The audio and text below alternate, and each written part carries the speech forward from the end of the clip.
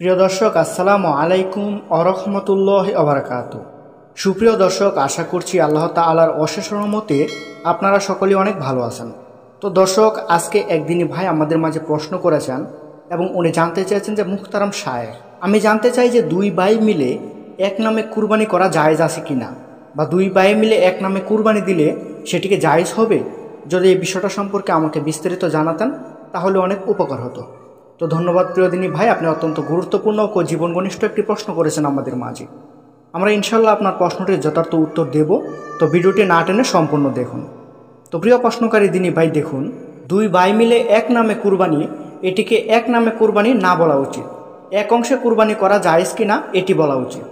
তো এর উত্তর হলো না, এটি জায়েজ হবে না। এক অংশে একজন ব্যক্তি কুরবানিতে অংশ নিতে পারে, একাধিক ব্যক্তি অংশগ্রহণ করা জায়েজ নয়। এক্ষেত্রে জায়েজ সুরত হলো একজন অপরজনকে কুরবানি পশুটি বা তার মূল্যের মালিক বানিয়ে দিবে, তারপর মালিক ব্যক্তি নিজের জন্য কুরবানি করবে। এভাবে করলে কুরবানিটি শুদ্ধ হবে। দুইজনে অংশীদার হিসাবে এক অংশে কুরবানি করা শুদ্ধ হবে না। হযরত জাবের বিন সামারা রাদিয়াল্লাহু আনহু থেকে বর্ণিত, তিনি বলেন, আমরা রাসূল সাল্লাল্লাহু আলাইহি সাল্লামের সাথে হজ থেকে হালাল হতে গেলাম। তখন তিনি আমাদের আদেশ করলেন একটি উট ও একটি গরুতে 7 জন করে শরীক হতে।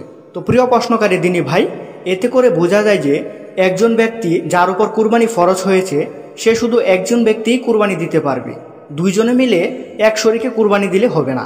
তো প্রিয় প্রশ্নকারী দিনী ভাই, আশা করছি বুঝতে পেরেছেন। ভিডিওটি ভালো লাগলে অবশ্যই একটি লাইক করবেন এবং আমাদের চ্যানেলে নতুন হয়ে থাকলে সাবস্ক্রাইব করবেন। আসসালামু আলাইকুম, আল্লাহ হাফেজ।